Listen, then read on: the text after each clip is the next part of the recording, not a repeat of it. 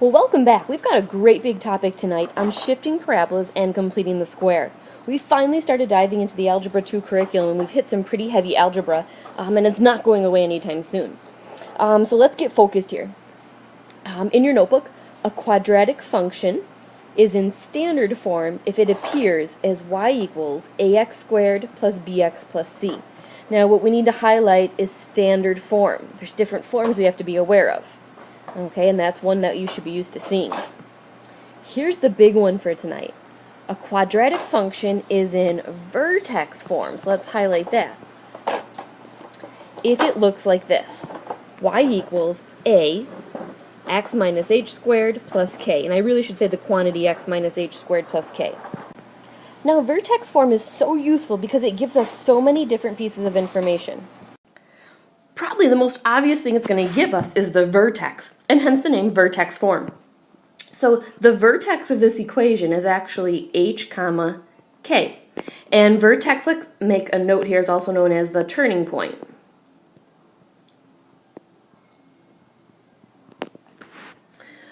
It also gives you the axis of symmetry, so let's go ahead and jot that one in, axis of symmetry.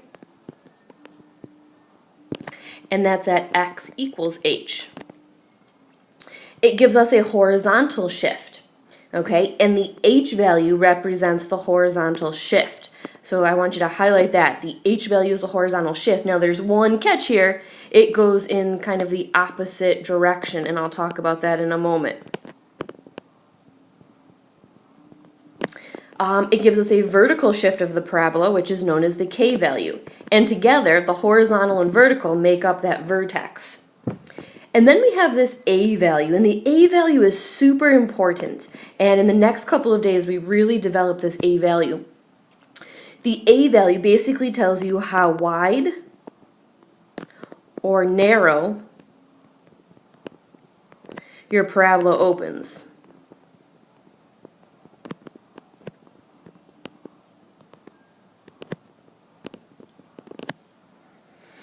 And also if it opens up or down. Whoa, baby. So obviously, if that a value is positive, the parabola is going to open up. If the a value is negative, the parabola opens down. Now, there's a difference between a 3x squared versus just x squared. This a value, it does change the graph. It either widens or narrows it, and we'll elaborate that in the next few slides. All right, so let's get this vertex form down again. Y equals a quantity x minus h squared plus k. Okay, so I want to be clear. This is a question you're going to see on those bite-sized Monday quizzes a million times. So perhaps you should box it, highlight it, make a note to yourself. We have to know this vertex form of a parabola. Now, let me give you an example. Let's say y equals the quantity x minus 3 squared plus 2. Okay? Immediately, we have to be able to identify the vertex. So if you look back at your notes, the vertex is h comma k. Now, this tricks some people sometimes, but I want you to take a special note, and I think it's fairly obvious. The formula is x minus. Your equation has to have an x and a minus. If it does, what is the actual h value? Is it positive 3 or negative 3? So again, the equation has to say x and it has to say minus. Pretend those aren't there. What number do you see? If you cover up the x and the minus, you only see the 3. So the h value is actually 3, and then the k value is 2. Another trick people like to use for the h value is they always say it's basically the opposite of what they see here. If they see a negative 3, then they know it's a positive 3. So why don't, again, this is what a good student's doing. You're making your own notes. Make a note that this h value is the opposite. Okay, so if I see a negative 3, it's actually a positive 3. Now notice I don't have an a value I do have an a value, but what number do you think it is? If you don't see a number there, it's actually the number 1. And we're never going to put a 1 there. We just know that there's 1 in front of every variable. Okay, so let's make a note a equals 1. Let me just tweak this equation a little bit. Y equals 2 times x plus 3 squared minus 2. Okay, this time what would I say the vertex is? So remember, it's hk, but it has to say x minus. So what would this h be if it would turn into a positive 3? It would actually be a negative 3. And again, if you don't see that, the easiest trick is just to say it's the opposite sign. Okay, so this is a positive 3 and this is a negative 3, and that k is always going to stay the same. Now in this case, my a value is 2, and basically because it's positive, it's telling me that that parabola is going to open upwards. Likewise, I should have made a note on that in problem 1. It was positive, so that is going to open upwards as well. All right, we're going to run through some quick examples. Number 1, if the vertex is 3, negative 2, then the parabola in vertex form is what? So again, I'm always starting with the equation y equals a times x minus h squared plus k. All right, and we said the vertex is hk. So when I go to write this in, I'm going to say y equals a times x. Remember, it's always the opposite, so minus 3 squared, and then leave the k value, minus 2. Now, you don't have enough tools in your toolbox yet to figure out what a is, so you're just going to keep writing a there. So again, maybe star it, make a note. You're just going to keep writing a until we teach you how to find a. Now, I want to make a quick sketch with this. Since the vertex is positive 3, we're going to go right 3, 1, 2, 3, and we're going to go down 2, and we're going to put a little point there. And all we know at the time being is that this parabola, well, we actually don't know a, so we don't know if it opens up or opens down. So I'm just going to sketch in. It either looks like this or like this. We don't have enough information to figure out a, but we do know the vertex. 2, if the vertex is negative 4, 2, then the parabola in vertex form is what? So again, y equals a. What is going to go in the centerpiece?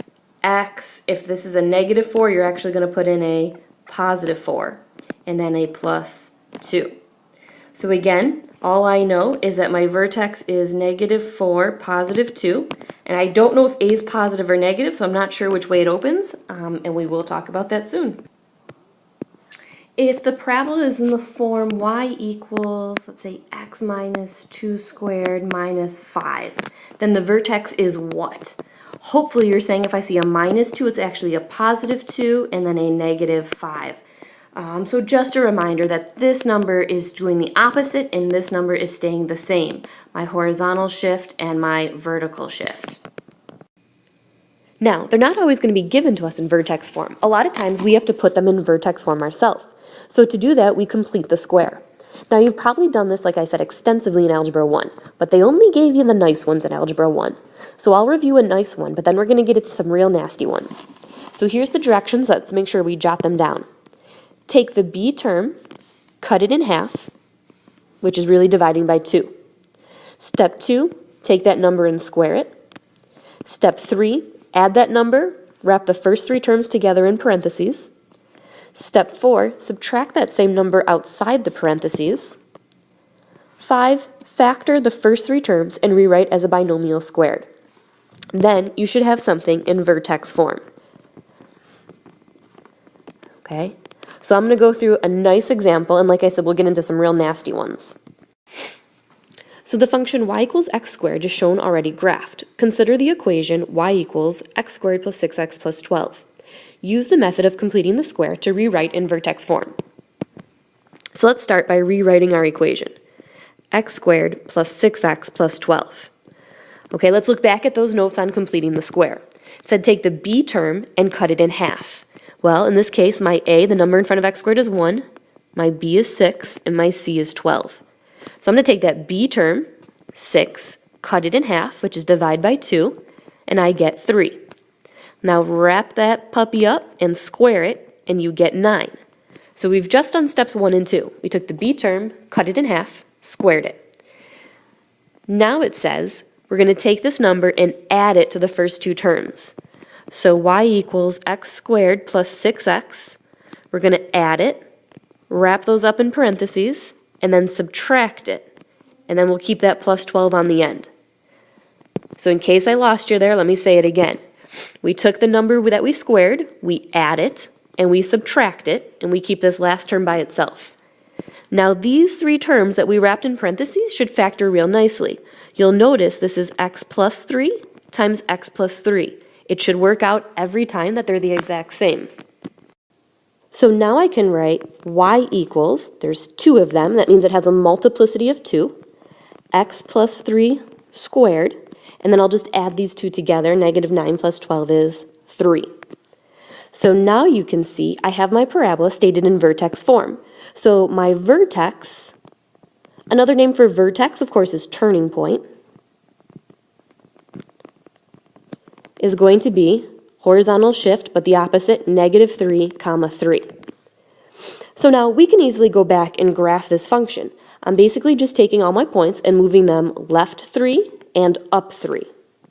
So let's go back to this graph. You don't just make random sketches here. We're going to take this point and we're going to go left 3.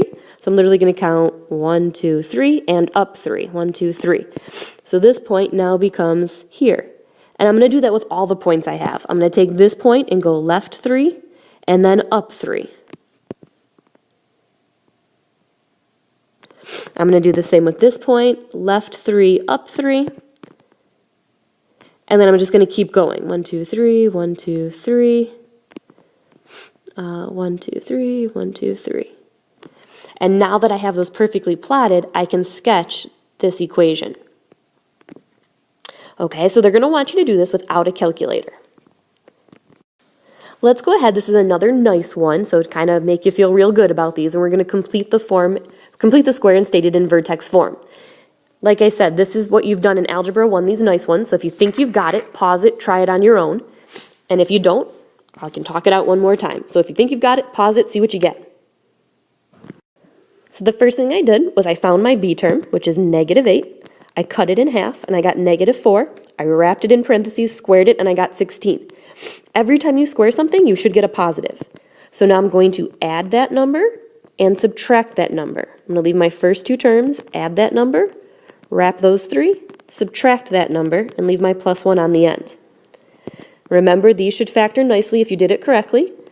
X minus 4 and x minus 4. So again, that's two terms, a multiplicity of 2, so I can say that's x minus 4 squared. Add those together and I get a minus 15. So now I can tell you right away that the vertex, or the turning point of this parabola, is 4, comma, negative 15. Remember, horizontal, you take the opposite number. Vertical, you're going to keep that the same. So if they asked me to make a quick sketch, okay, so basically I would start at the origin. I would go over 4, and you should do the same in your notebook. I'm going to go down 15, put my vertex there, and I'm just going to make a quick sketch of what this parabola should look like. All right, so what happens if a is greater than 1? It's messy. So this is the part some of our algebra teachers chose not to do because it gets so messy. But we do need to tackle it in Algebra 2. So let's start with this equation. Y equals 3x squared plus 12x minus 2. All right, let's make a note to ourselves. The first thing we want to do is factor out a GCF. So let's write this down. Factor out a GCF from the first two terms.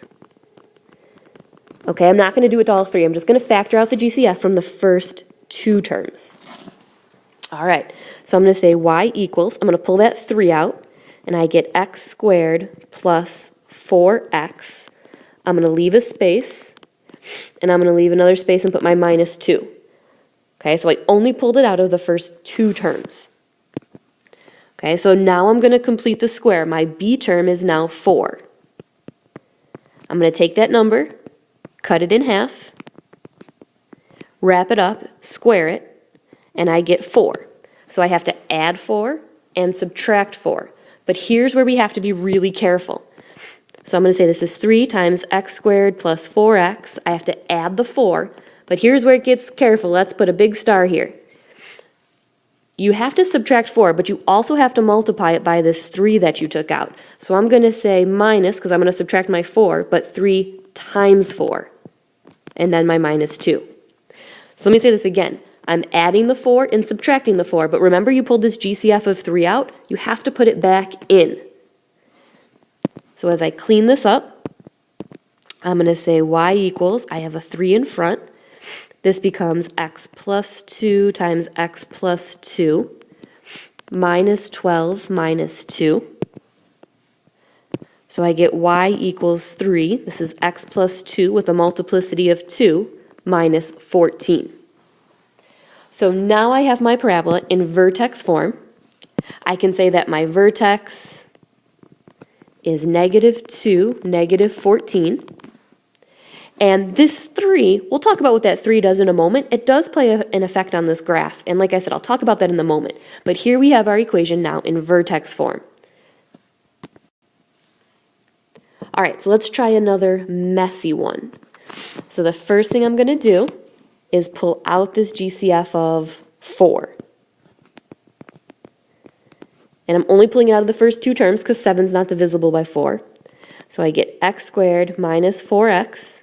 I'm going to leave a space and another space and put my 7 here. Because remember, I have to add the number and subtract the number. All right, so my b value is equal to -4. We're going to cut it in half, wrap it in parentheses, square it, and I get 4. So I'm going to add 4.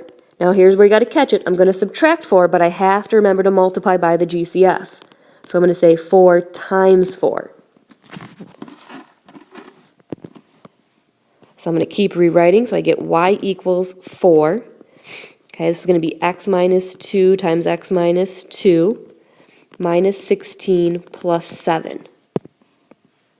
So I'm going to say y equals 4, the x minus 2 with a multiplicity of 2, minus 9. So again, I have a vertex at +2, -9. So if they ask me to sketch it, +2, -9, and we've got our parabola. So again, this 4 is going to have an effect on the graph, and like I said, I'll talk about that in just a moment. Okay, sketch these simple graphs on your calculator. So here are our simple graphs that we want to sketch. Y equals x squared, y equals 3x squared, and y equals 1/2 x squared. So notice what's changing, the a values. Here, my a value is 1. Here, my a value is 3. And here, my a value is 1/2. So I've inserted my graph here, and my colors are a little off, so let me just be clear. Hopefully yours looks the same. My x squared is actually in, blue. My 3x squared is in red. And my 1/2 x squared is in black here. So you notice that a value does change some things, but it doesn't change everything. For example, compare the vertexes. What do you notice about all the vertexes? Well, there wasn't a shift, so everything is centered at the origin 0, 0. But what does change? Well, that a value changes how tight, basically, the graph is to the y-axis. So again, look at my blue x squared graph. If my a value, and here's what we need in our notes, if my a value is bigger than 1, for example, here I used a 3x squared, or maybe a 4x squared, or 5x squared. If the a value is bigger than 1, we call it like a narrow or a compressed. It gets compressed or narrow to the y-axis. However, if my a value is less than 1, but of course bigger than 0, so if it's between 0 and 1, notice it gets wider, okay, than the normal x squared graph. So if it's a half, or a fourth, or a fifth, or 2/7, if it's smaller than 1 but bigger than 0, it kind of widens out. Okay, now we're ready for some problems where we actually have to use the zero product law to solve the equation by completing the square. So we're not going to be done until we actually solve these equations. Okay, and solve means your final answer has to say x equals. So let's just start by completing the square. And again, this is a nice one because the a value is 1. So I'm going to take that b value, divide it by 2, wrap it in parentheses, square it, and I get 25. So I'm going to add that number, and I'm going to subtract that number. So add my 25, wrap the first 3 up, subtract the 25, leave the -5. Okay, so remember this should be something very nice. I'm going to go with x plus 5 and x plus 5. So I'm going to say this is the quantity x plus 5 squared, so it has a multiplicity of 2, minus 30. Now if I asked you what the vertex was, you could easily tell me -5, -30. But I don't want to know that this time. I want you to solve for x. Okay, so now my goal is to get x by itself. So the first thing I'm going to do is try to get the squared term by itself. So I'm going to add the 30 over. So x plus 5 squared equals 30. How do you undo a square? Well, if you ever forget, they're on the same button on your calculator. If you look at the x squared button, there's a radical on it for a reason. They undo each other. So I'm going to take the square root of this side, and I'm going to take the square root of this side. Now there's one little catch. When you take the square root, you actually get two answers. You get plus and minus radical 30. So I get x plus 5 equals plus and minus radical 30. Now, I'm going to break this radical down if possible. Now, 30 can't get broken down, so I can't do anything with it except subtract the 5 over, and I want to be clear that this is going to go in front of the plus and minus. These you cannot break up. So I'm going to say x equals negative 5 plus and minus radical 30. So I want to be clear I get two answers here. And let's kind of stem it off. I get negative 5 plus radical 30, and I get negative 5 minus radical 30. Okay, and of course that's x equals and x equals. Now if you want to grab your calculator and type that in, I'm going to say negative 5 plus radical 30 is approximately 0.477, and negative 5 minus radical 30 is approximately negative 10.477. So what did I just find? Those are the zeros of my graph. So if that's 1, 4.77, and if negative 10's down here, it's a little bigger. Those are the zeros of what this parabola looks like. Okay, so it's not the vertex this time. I'm finding the solutions, or the zeros. All right, so let's find the solutions with an ugly one. Okay, so it's ugly because this a value is bigger than 1, so I'm going to pull the GCF out of the first two. So I get x squared minus 2x. I'm going to leave a space, and I'm going to leave my minus 7 equals 0 over here. Okay, so remember, take your b term, cut it in half. Negative 2 divided by 2 is negative 1. Wrap it in parentheses, square it, and I get 1. So I'm going to add 1. And I'm going to subtract 1, but remember, I got to multiply by that 2, so I'm going to do 2 times 1. So I'm going to say this is 2 times, would you agree this is x minus 1 times x minus 1? So x minus 1 squared minus 2 minus 7 equals 0. So I've got 2 times x minus 1 squared minus 9 equals 0. Okay, so again, if they asked for the vertex, I would say it's positive 1, negative 9, and this 2 is making it narrow, remember? But they don't. They want me to solve for x, so my goal is to get this term by itself. So I'm first going to add the 9 over. So 2 times x minus 1 squared equals 9. I can't square root until this term is by itself, so now I'm going to divide by 2. So I get x minus 1 squared equals 9 halves. Now I'm going to take the square root to kill the square. So I'm going to square root this side and square root this side. The square and the square root cancel, so I get x minus 1. But here I get plus and minus radical 9 over 2. And I can clean this one up. Okay, when you have the radical of a fraction, you're really just going to break it up as radical 9 over radical 2. And I know one of those. I know the square root of 9 is 3 over radical 2. I don't know the radical 2, so I'm going to leave it. And then I'm just going to add this one to the other side. And remember, these are married to each other. You can't break those up. So I'm going to get x equals 1 plus or minus 3 over radical 2. So I just want to remind you that I'm getting two answers. I'm getting 1 plus 3 over radical 2 and 1 minus 3 over radical 2. And again, those are my zeros. Well, that does it for us tonight, and we're going to get a lot of practice tomorrow. So if any of this was a little tough for you, remember, go back, rewind, try it again, and we'll be around to answer questions in the morning if you have any. Have a great night.